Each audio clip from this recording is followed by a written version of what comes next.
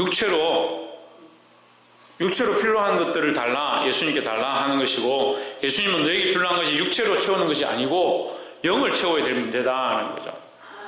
네가 영이 살아야, 너는 이미 물을 먹고 살고 있지 않느냐, 그렇다고 죽지는 않지 않느냐, 네가 살아야 될 게 너의 영혼이다. 너의 영혼이 살면 너의 육체도 살게 된다. 그 삶에 있어서 어떤 영원한 것이 뭐냐, 예수 그리스도를 믿고 영원한 생명을 얻는 것이다. 그래서 이 물은 그냥 물이 아니라 그 속에서 영생하도록 솟아난다. 솟아나기 때문에 어떻게 할 수 없다, 막을 수 없다 하는 거. 물은 내가 가서 억지로 떠와야 되지만, 떠와도 또 없어지면 또 먹으러 가야 되지만, 하나님이 주신 이 성령은 내가 오히려 막을 수 없고 내 안에서 솟아오른다라고 하는 겁니다. 이 은혜를, 이 하나님 주시는 공급하시는 은혜를 맛보아 알게 되기를 주의 이름으로 축복합니다. 그리고 이 물이 있다 하니까 이 여인이 그 물을 내게 주십시오. 너에게 이 물을 주는 것 네가 잘 알지 못하는구나. 내 남편을 불러오라 이렇게 했습니다. 자, 네가 예수님을 믿는데, 하나님을 믿는데 그 영생의 생수를 맛보는데 뭐가 필요하냐? 이제 주님 앞에 나와야 된다. 나오면 뭘 알게 되냐? 너의 죄인됨을 알게 된다. 자, 이 여인의 소망이 어디 있었냐? 우리가 여기서 예수님 짚으시는 이 문제들을 그냥 여인하고 얘기하는 게 아니고요, 이 정확하게 전곡을 찌르는 거예요. 생물, 생수. 이 여인은 물을 먹고 살기 위해서 물을 떠는 겁니다. 삶의 목적이 물 떠는 데 있습니다. 또 삶의 목적이 어디 있냐? 남자에게 있습니다. 남자를 만나고 가정을 꾸리고 거기서 즐거움을 누리고 그것도 만족하지 않으니까 이 남자 저 남자 다 만나서 5명이나 되는 남자가 있었다. 우리가 하나님 앞에 오면 십자가 앞에 오면 전곡을 찔리게 되어 있습니다. 우리의 가장 취약한 부분, 우리가 취약하다는 건 약한 게 아니고요, 가장 사랑하는 부분, 가장 의지하는 부분, 가장 따라다녔던 부분, 내 고집과 내 생각과 내가 기뻐하는 것들, 특히 가난하게 살았던 분들이 돈에 잘 매이는 거예요. 돈에 꼭 돈 때문에 시험이 듭니다. 또 이런 사람도 있어요. 하나님 앞에 헌금을 드리는 건 잘 드려요, 바치는 건 잘 바쳐요. 그런데 문제가 생기면 돈 때문에 시험 되는 거예요. 그 자유함이 없는 겁니다. 자유함이 없다고요. 그리고 예수 그리스도 안에 자유함이 있다는데 왜 자유함을 못 누리는지 그걸 모르겠어요.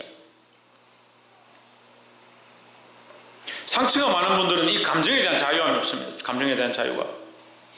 조금 건들면요, 말씀으로 회개하라, 조금 건들면요, 여기 막 불글불글 끓어오릅니다. 쥐나 잘하지, 쥐는 뭐 했는데 내보고 이렇게 말. 너무 똑같죠?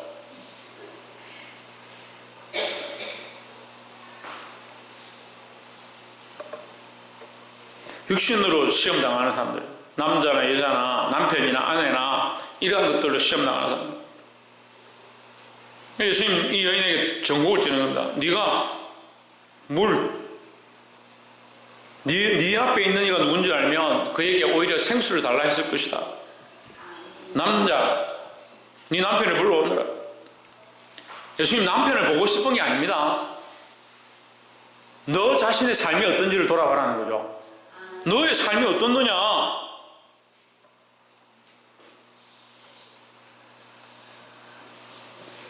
17절에 여자가 대답하여 이르되 나는 남편이 없나이다. 남편이라고 내세울 만한 사람이 없다 이 말이요. 남편이 없는 게 아니고 남편이라고 자랑할 만한 남편이 없다 이 말이에요. 옛날에 유명한 부흥사가 와서 부흥 집회를 하는데 남편이 누굽니까? 하니까 내 남편이 없습니다. 왜 남편이 없냐 하니까 나는 그래도 권사가 내가 예수 믿는데 우리 남편은 아주 또 술주정뱅이가 돼가지고 세상에 자기 마음대로 산다. 남편이 있긴 있지만 남편이 아니다. 남편답지 못하다. 그래서 남편이 없다. 여자는 나는 남편이 없나이다. 자기 진정한 남편이 없다는 거죠. 진정한 남편이 없고 남자는 많은데 그냥 만나고 싶은 사람 만나고 엔조이하고 싶은 사람 엔조이하고 즐기고 싶은 사람 즐기는 그런 상태이지 진정한 남편이 없다. 얼마나 부끄러운 겁니까? 예수께서 이러시되 내가 남편이 없다 하는 말이 옳도다. 남편이 없어서 없다는 것이 아니고 있지만 참된 남편이 없다는 거죠. 18절에 내가 남편 5이 있었고 지금 있는 자도 내 남편이 아니니. 그럼 몇 명입니까? 6명. 여자들은 6명 정도 돼야, 남자가 한 6명 정도 돼야 남편이 없다 이렇게 말할 수 있어요. 농담이고, 이 여자의 삶이 얼마나 비참합니까? 모르는 사람들한테는 이게 별로 관계가 없죠. 근데 예수님 다 아시는데 이 남편을 데려오라 하니까 갑자기 깜짝 놀란 거예요. 뜨끔한 거죠. 지금 어떻게 물 하나 얻어보려고 생각했는데 내 남편을 데려오라 하니까 뜨끔했습니다. 그래서 남편이 없습니다 하니까 네 말이 진짜다. 너는 남편이 6이나 있으니까 어느 게 진짜 남편인지 모르는구나. 그러니까 그런 육신의 남편들이 뭐가 중요하냐 이거예요. 그런 육신을 따라가는 것이 뭐 그리 중요하냐. 근데 이 여인에게는 이 남자를 따라가는 거, 그런 남자들을 만나는 것이 굉장히 중요했던 겁니다.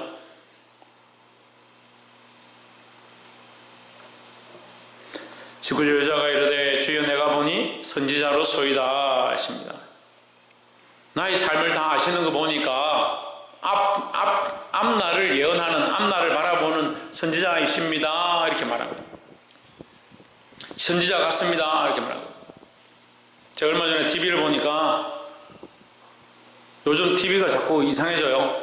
무슨 보살인가 무엇인가 나와서 키 큰 보살하고 키 작은 보살하고 둘이 앉아가지고 무엇이든지 물어보살 이렇게 사고, 또 뭐 이 카드를 쭉 펴가 타로점인가 뭐 이렇게 해가지고 뽑아가지고 뭐 이렇게 하는데 너무 정확하게, 제가 들어도 깜짝 놀랄 만큼 정확하게 맞춥니다. 여러분 궁금한 무당들한테 가서 물어보세요. 정확하게 맞춥니다. 정확하게 맞춥니다. 왜 정확할 것 같습니까? 귀신을 힘입어서 하니까 정확합니다. 우리가 영의 세계를 다 알 수 없습니다. 하지만 귀신들은 압니다. 하지만 귀신들은 마귀의 밑에 있고 마귀는 하나님의 통치 아래에 있습니다. 그럼 우리는 누구를 따라가야 합니까? 하나님 따라가야 합니다. 마귀는 우리를 뭐 하려고 하냐?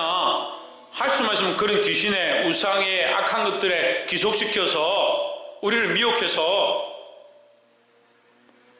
우리를 하나님께로부터 떨어지게 해서 구원에서 멀게 하고 천국에서 멀어지게 하는 게 마귀의 방법인데 왜 그걸 쫓아가냐고요. 우리나라 이 조상들이 5천년 역사 가운데 무당과 귀신 섬기는 것과 우상들 앞에 이집것 잘 따라갔습니다. 왜 잘 따라갈 것 같습니까? 전 재산 다 바쳐가면서 따라갑니다. 심지어는 작두 위에 올라가도 발이 닿지 않는 현실입니다. 실제입니다. 그런 기적을 보입니다. 그러니까 기적 따라가려면 그거 따라가세요. 작두를 갈아가지고, 작두가 뭔지 몰라요? 큰 칼을 갖다 갈아가지고 2개를 놓고 그 위에 올라가는 거예요. 맨발로. 근데 안 빕니다. 살을 다치지 않습니다. 왜 안 다칠 것 같습니까? 그게 귀신의 능력입니다. 심지어는 요한계시록에 뭐라 합니까? 죽은 자도 살린다. 죽었다가 살아나기도 한다. 손으로 만들어놨는데 말을 한다. 그러면 여기 지금 태반을 쫓아갈 사람도 있습니다. 우와, 누가 금으로 만들었는데 말을 한다. 여러분 불상이 말을 한다 해보십시오. 어떻게 될 것 같아요? 우리는 어떻게 될 것 같아요? 마리아 상을 만들어놨는데 마리아가 피눈물을 흘린다. 그게 딱 쫓아가더라고. 마리아가 내려왔다 해도 여러분 믿지 마십시오. 공중에 둥둥 떠다닌다 해도 믿지 마십시오. 우리가 그거 따라갈 필요 없어요. 우리가 안 따라가도요, 주님이 오시면 그냥 주님 앞으로 들려가는 거예요. 뭘 따라가지고 찾아다녀요. 하나님 말씀이 안 분명하면 모르겠지만 말씀이 분명하고 하나님 분명하시고 우리에게 가르쳐 주는데 왜 자꾸 다른 걸 쫓아가냐고요. 그 점치는 거 무당들 말하는 거 믿지 말라고요. 그 말이 틀리진 않습니다. 말씀드리는데 틀리진 않습니다. 틀리지 않다니까 서울에 김근사, 박집사 둘이 손잡고 무당한테 가서 우리 아들 언제 장가 갈 거냐? 지가 장가를 보내면 되지 왜 거기 가서 물어보냐?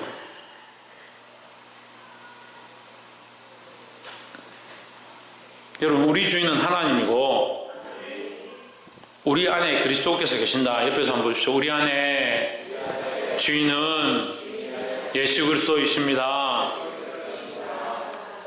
예수님밖에 없다는 거예요. 예수님밖에 없다는 거예요. 한 번 시험 든 사람들이 왜 또 시험에 드느냐? 여러분 잘 보세요. 마귀에게 한 번 미혹당한 사람은 계속 마귀에게 미혹당합니다. 한 번 구덩이에 빠졌던 사람은 구덩이에 더 잘 빠집니다. 귀신 들렸던 여인이 그것을 소지하고 정결함을 입고 나서 소지하고 정결함을 입었다는 건 사람의 방법으로 된 게 아니에요. 여러분 말씀을 잘 모르니까 자꾸 그걸 한 부분을 보는 거죠. 귀신이 쫓겨남을 당하고 정비를 했다는 거 뭘로 쫓겨납니까? 예수의 이름밖에 없는 거죠. 그럼 그가 예수의 이름으로 쫓겨남을 당하고 그 마음이 정결함을 입었으면 어떻게 해야 합니까? 예수님을 모셔드려야죠. 근데 그 삶을 내어놓기 싫으니까 예수님 영접하는 걸 안 하는 겁니다. 우리 안에 역사가 없습니까? 여러분 은혜 받은 게 부족합니까? 은혜 받고 말씀을 깨닫고 예수님 만났잖아요. 만났으면 어떻게 됩니까? 더 가까이 가고 더 말씀 안에 들어가고 더 기도하고 더 하나님 앞에 엎드려야 되는데 왜 이 상태가 발전이 없냐? 진보가 없냐? 이 스프링 고무줄을 끊어야 되는데 자꾸 제자리로 가는 거예요. 제자리로. 그 뒤에 7 귀신이나 더 되는 영을 끌어와서 그 안에 거하니 이 여인의 모습, 이 상태가 이전보다 더 악해졌다. 하나님의 은혜와 능력으로 치유함을 받았던 자가 왜 이전보다 더 악해졌느냐? 그걸 끊지 않으니까요. 예전에 했던 것들을 끊지 않으니까요. 이 여인에게 예수님 찾아오셔서 말씀하십니다. 내가 생수다. 나를 믿는 자는 그 배에 생수의 강이 흘러나리라. 이렇게 말씀하시고 네 남편을 데려와라 했습니다. 내가 나를 이제 너에게 가르쳐줬다. 예수님임을 가르쳐줬다. 내가 구원자임을 가르쳐줬다. 나를 믿으면 네 속에 구원이 시작된다. 다 가르쳐줬습니다. 그렇게 하고 뭐하냐? 네 남편을 데려가. 무슨 말 하는 겁니까? 무슨 말 하는 겁니까? 서건태 무슨 말 하는 겁니까? 눈빛이 모를 만한 사람들은 내 물어보네. 홍준은 무슨 말입니까? 전곡을 찔러. 아, 그래. 전곡을 찌른다. 아까 했지. 최원영, 무슨 말입니까? 네가 주로 성경이 뭐냐? 주은아, 무슨 말입니까? 삶을 돌아보라. 그래. 다 맞는 얘기인데, 신성경 무슨 말입니까? 그래. 예수님 먼저 모셔라 했습니다. 천정미 주사님 무슨 말입니까? 아침부터 지금 안 들리게 지금 말하는, 뭐라고요? 정결케 해라. 양육수 사모님 무슨 말입니까? 김성수 목사님 무슨 말인 것 같습니까? 예? 예. 마음의 세계를 봐야 된다. 김경수 사모님 무슨 말인 것 같습니까? 모르겠습니까? 남편이 보고 싶어서 남편이 6명이라는데 누가 제일 잘생겼나 보고 싶어가지고 제가 한 마디 말씀드릴게요. 회개하라는 거예요. 회개하라는 거예요. 하나님의 은혜가 임하면요 제일 먼저 나타나는 역사가 회개입니다. 그러니까 내가 은혜를 받았다, 내가 성령의 감동을 받았다, 그런데 회개 안 하면요 그거 거짓말이잖아요. 교회가 부흥했는데요 회개 위에서 되어진 부흥이 아니면 그건 심각한 겁니다. 왜 기도하라 하냐? 왜 기도하라고 할 것 같습니까? 기도하면 뭐 할 것 같습니까? 회개할 수밖에 없습니다. 근데 회개 안 하면 뭐 합니까? 기도 안 하면 뭐 할 것 같아요? 원망하고 시비하고요, 속상하고요. 그래서 기도가 힘들어요. 기도하면 엎드리면 내 죄만 보이고요. 기도하면요 이 사람 용서할 수 없을 것 같은데 용서해야 될 것 같고요. 기도하면 저 미워 죽겠는데 사랑해야 될 것 같고요. 예수님 말씀하시는 거예요. 내 남편을 데려와라. 뭘 말하냐? 회개하라는 거예요. 회개하라는 거예요. 20절에 우리 조상들은 이 산에서 예배하였는데 당신들의 말은 예배할 곳이 예루살렘에 있다 하더이다 했습니다. 자, 회개가 되고 나면 뭐가 일어나느냐? 잘못된 생각에 고침이 일어납니다. 고침이요, 고침. 고쳐져야 하는 거예요. 하나님께 기도하면요, 우리의 생각을 고치십니다. 여러분, 기도를 해보면요, 기도를 깊이 해본 사람들은 알지만, 기도를 해보면 내가 생각했던 것과 하나님의 생각이 다른 것을 알게 됩니다. 그럼 어디 맞춥니까? 하나님께 맞추게 되어 있습니다. 천정환 씨 뭐 하면요? 정미수 교사님 뭐 하면요? 박이사 뭐 하면요?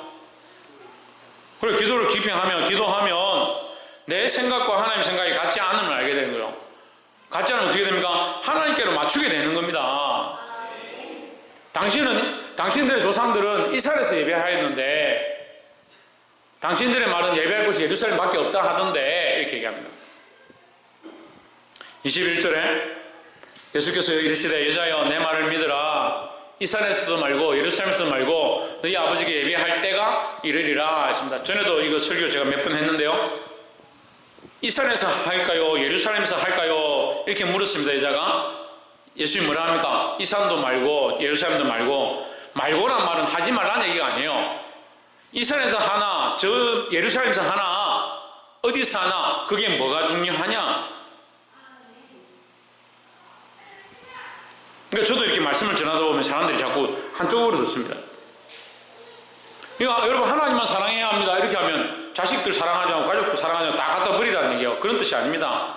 하나님 사랑하는 것이 우선에 올라가야 돼요. 우선에. 그 하나님을 사랑하는 마음으로 자녀들을 사랑하고 하나님 사랑하는 마음으로 가족을 사랑해야 되는 거죠. 이 사람도 말고 예루살렘도 말고 했으니까 하지 말라는 게 아니라 그것보다 뭐가 중요하냐? 아버지께 예배할 때가 이르리라 했습니다. 때가 중요하다. 때가. 22절에 너희는 알지 못하는 것을 예배하고 우리는 아는 것을 예배하느니 했습니다.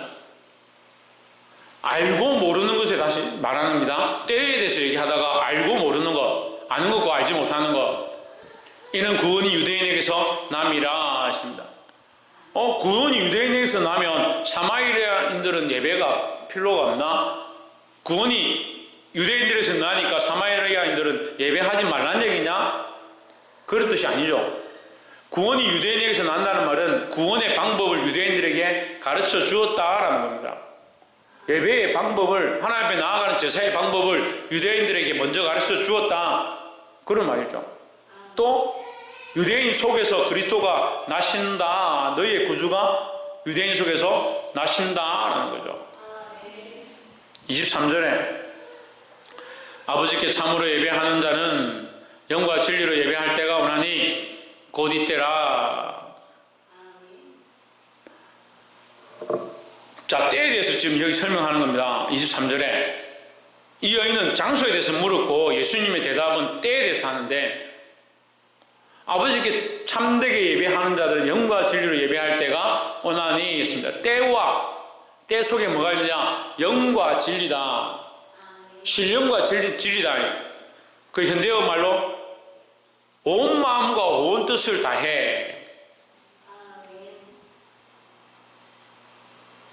신령과 진정이니까요. 예. 온 마음과 온 뜻을 다하여 예배할 때가 오나니 곧 이때라. 그럼 지금 우리가 예배할 때 어떻게 해야 되냐? 왜? 온 마음과 온 뜻을 다해서 예배해야 된다는 겁니다.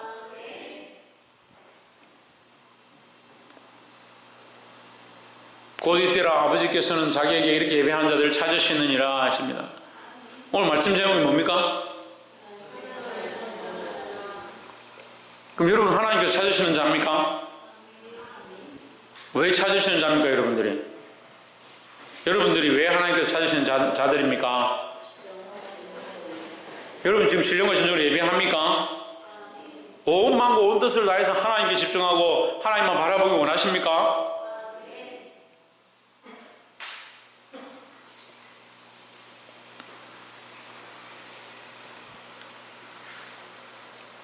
하나님께서 이런 자들을 찾으십니다. 이 산에서 예배하느냐, 저 산에서 예배하고 있느냐, 이러한 예배를 하고 있느냐, 저러한 예배를 하고 있느냐, 이런 모임을 하고 있느냐, 저런 모임을 하고 있느냐, 그것이 중요한 것이 아니라 신령과 진정으로 온 마음과 온 뜻을 다해서 하나님을 찾고 하나님 앞에 예배하고자 하고 있느냐.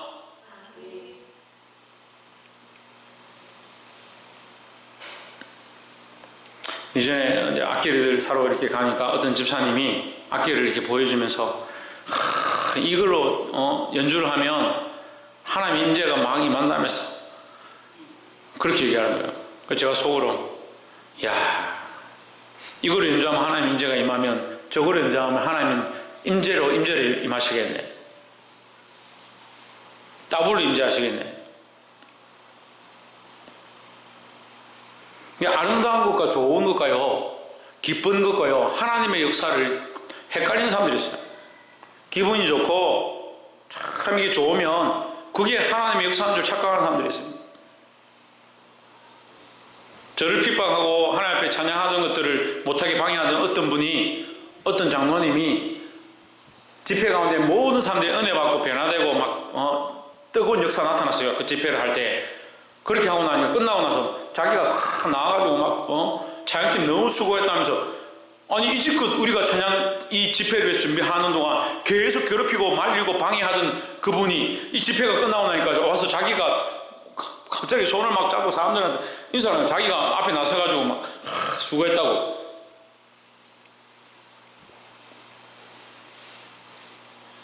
그렇게 변화된 것도 감사하지만 하나님 은혜를 잘 몰라요.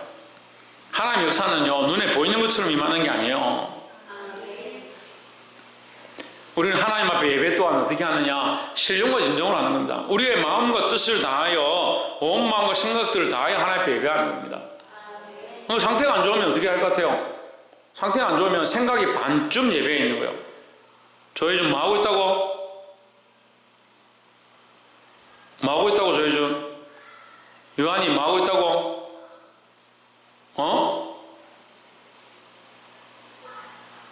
지대현 뭐 하고 있다고? 신주기 형 뭐 하고 있다고? 상태가 안 좋으면 뭐 하고 있다고? 니처럼 하고 있다고? 뭐 하고 있다고? 오진주 뭐 하고 있다고? 크게 좀 얘기해봐. 아니 니처럼 한다고 신주기 쳐다보면 어떻게 하냐? 신성이 뭐 하고 있다고? 반쯤 예배하고 있다. 정신이 반쯤 있다고. 반쯤. 온 마음과 온 뜻으로 하는 게 아니고 반쯤 하고 있다. 반쯤. 그걸 지금 오후 예배만 되면 어떻게 다들 반쯤만 앉아있는지 모르겠어요. 예? 교인이 반으로 딱 줄어. 숫자가 주는 게 아니라 정신이 반으로 딱 줄어. 온 마음과 뜻을 다하여 신령과 진정으로 예배해야 한다는 겁니다. 요한복음 4장 23절 우리 홍진우 청년이 진짜 좋아하는 말씀인데, 옛날부터 좋아했는데, 이 신령과 진정으로 예배하는 자들이 되기를 주의 이름으로 축복합니다.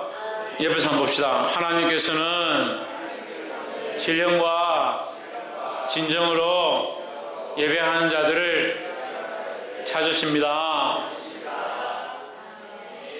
24절에 하나님은 영이시니 예배하는 자가 신령과 진정으로 예배할지니라 했습니다. 하나님은 영이다는 게 영이다. 그러니까 너희가 보여지는 것보다 보이지 않는 것이 더 중요하고, 너희 속사람을 하나님 앞에 드려라, 너희 마음을 드려라 하는 거죠. 그게 참된 예배다. 어디에 가서 보이는 곳에 사람들에게 보이게 하는 그것이 중요한 것이 아니라 너희 마음을 다해 하나님을 찾고자 하고 하나님을 만나고자 하는 것이 정말 중요하다는 거죠. 25절에 여자가 이르되 메시아 곧 그리스도다 하는 이가 오실 줄을 내가 아노니 그가 오시면 모든 것을 우리에게 알려주시리이다 하십니다. 누가 오느냐? 메시아 그리스도라 하는 이가 오실 줄 내가 아노니. 알긴 안 해요. 그리스도가 오실 줄. 이거는 지식입니다. 지식이에요. 그럼 우리가 물어봅시다. 십자가 사건에 예수님이 십자가에 못 박혀 있는데 거기 여러 사람이 있습니다. 예수님 십자가 못 박혀 있는데 앞에 제자들과 어머니와 여인들이 있고요. 그 뒤에 종교 지도자들이 서 있고요. 그 주변에 로마 병사들이 서 있고 십자가 옆에 강도들이 같이 달렸습니다. 한번 생각해 봅시다. 거기서 성경 지식이 제일 많은 사람이 누군 것 같아요? 바리새인들과 서기관들이죠. 성경학자들입니다. 학자들. 성경학자들이 무슨 말인지 모르면 오늘날 신학자들이라고 생각하면 돼요. 신학 박사들입니다. 근데 로마 군병이 나중에 예수님의 그 죽으심을 보고 뭐라 합니까? 이는 참으로 하나님의 아들이었도다 이렇게 합니다. 로마 병정이 신학 공부했습니까? 성경 연구했습니까? 그래서 여러분 뭐 성경 연구도 하지 말고 신학 공부도 하지 말고 기도도 열심히 하지 말고 성경도 읽지 말라는 얘기가 아니라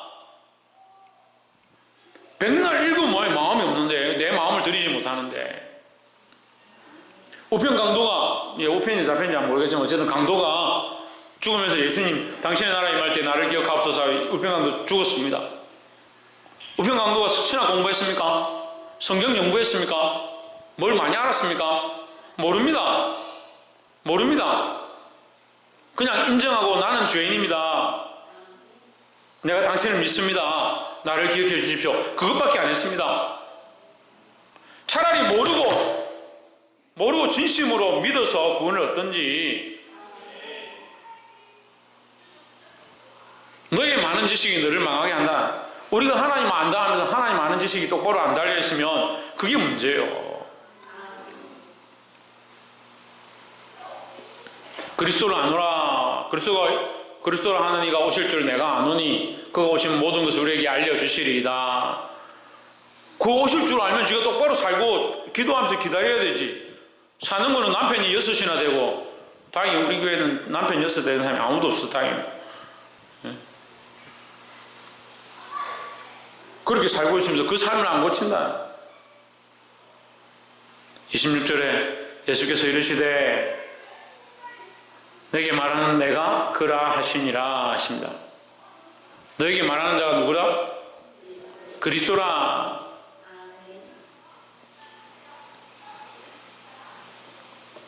(27절) 이때 제자들이 돌아와서 예수께서 여자와 말씀하시는 것을 이상히 여겼으나 무엇을 구하시나이까?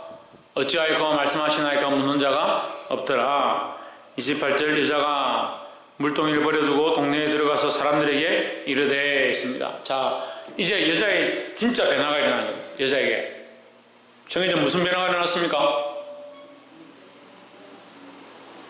누가 뭐라 합니까? 왜 다들 소리가 들리지 않게 뭐라고요?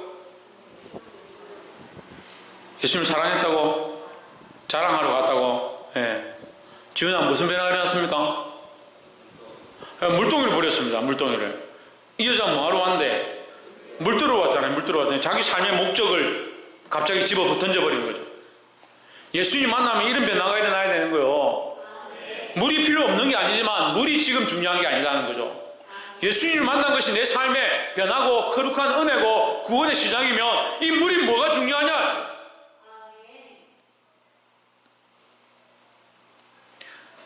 우리는 너무 쉽게 이 말씀을 읽고 있지만, 이 성경책을 읽고 있지만, 사람들이 볼 때 물동이는 객관적으로 딱 보면 물동이 물길로 왔는데 물동이를 버렸다. 저 정신 나간 거 아니야? 이 여자에게 물동이 더 중요한 거예요. 근데 물동이를 버릴 만큼 놀라운 충격을 받은 겁니다. 무슨 놀라운 충격을 받았냐? 그가 우리의 구주시다. 여러분의 물동이를 버릴 수 있는 그런 마음이 있습니까? 예수님 앞에서, 하나님 앞에서 여러분의 물동이를 버릴 그런 믿음이 있습니까? 물동이가 아니고 우리 아이한테 조금만 뭐가 일어나도 나는 교회 안 나가겠다. 우리 가정에 무슨 문제만 생겨봐라. 나는 교회 나가나 안 나가나.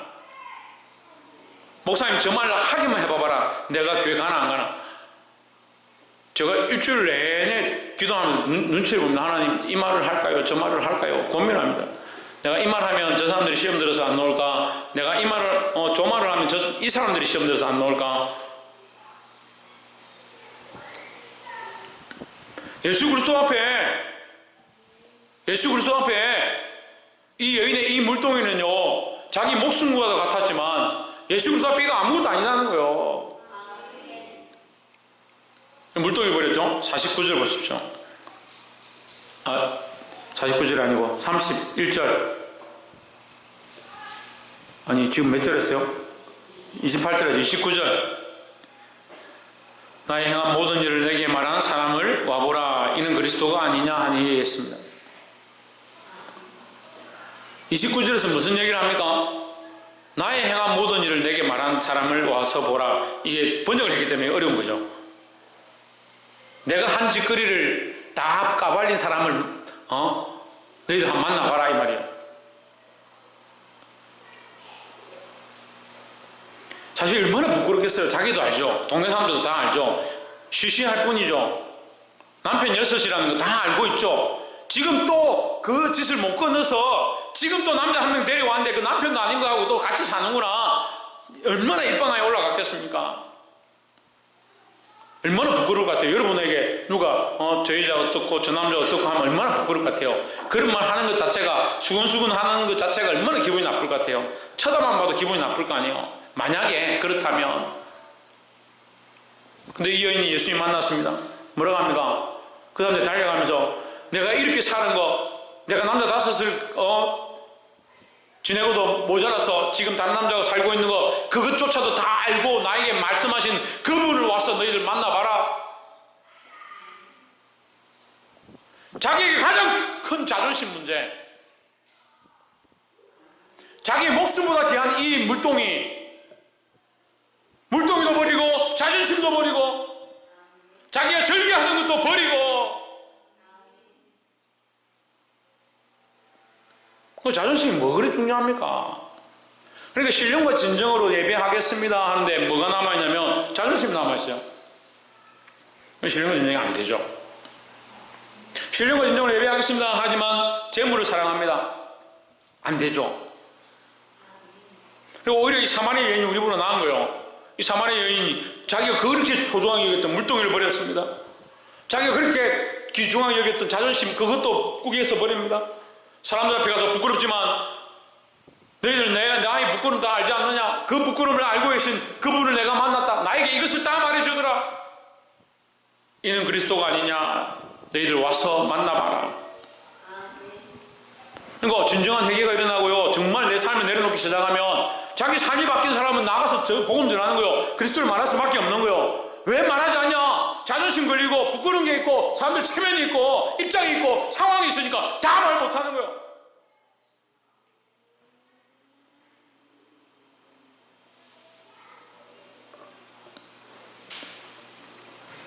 (30절에) 저희가 동네에서 나와 예수께로 오더라 하십니다. 그들이 이 말씀을 듣고 이 얘기를 듣고 예수님을 만나러 오기 시작합니다. 여러분, 우리가 정말 죄인인 줄 알고 우리가 정말 부족한 줄 알고 하나님이 찾으시는 자가 되기 위하여 몸부림치고 있다면 우리는 많은 사람들에게 그리스도를 전할 것이고 그들이 나와서 예수님께로 오는 것을 보게 될 줄 믿습니다. 이런 축복이 저와 여러분 안에 있고 이 교회 안에 일어나게 되기를 주 예수 그리스도 이름으로 축원합니다. 기도하겠습니다.